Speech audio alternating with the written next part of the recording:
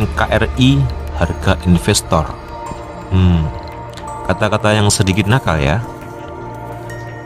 Tapi sebelum lanjut, ada baiknya kamu subscribe channel Republik Impian ini, Republik yang menjadi impian para pemimpi yang belum juga kunjung tergapai.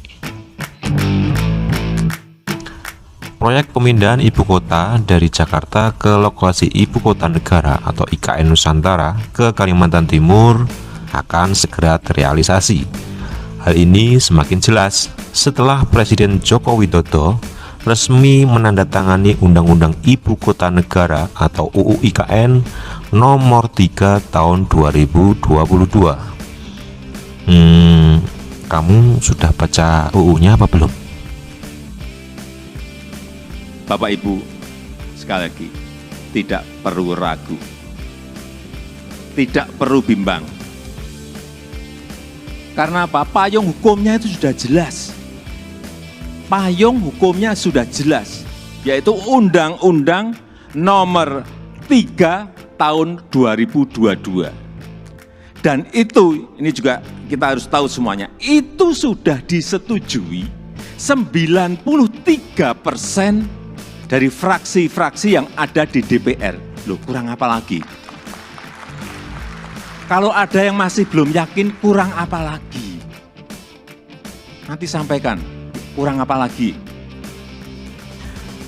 Presiden Joko Widodo pada Selasa tanggal 15 bulan 3 tahun 2022 juga telah mengungkapkan bahwa pembangunan ibu kota negara atau IKN Nusantara di Penajam Pasir Utara, Kalimantan Timur akan memakan dana mencapai lebih dari 460 triliun rupiah. Duit semua itu bukan daun loh ya. Dana itu berasal dari berbagai sumber, yang sekitar 20% nantinya akan diambil dari anggaran pendapatan dan belanja negara atau APBN. Yang dari APBN ya itu hanya 20%, yang 80% berarti dari investor. Kalaupun dapat penghasilan, itu nanti masuknya lebih banyak ke, silahkan pikir sendiri. Pemerintah hanya kurang lebih menyiapkan 20% dari budget yang ada. 80% kita berikan kesempatan kepada investor, kepada investasi. Termasuk Bapak Ibu yang kami hadirkan pertama kali pada malam hari ini. Investasi terbuka lebar. Bapak Ibu bisa pilih mau di mana, mau investasi di sebelah mana. Mau di kawasan inti, ya harganya beda.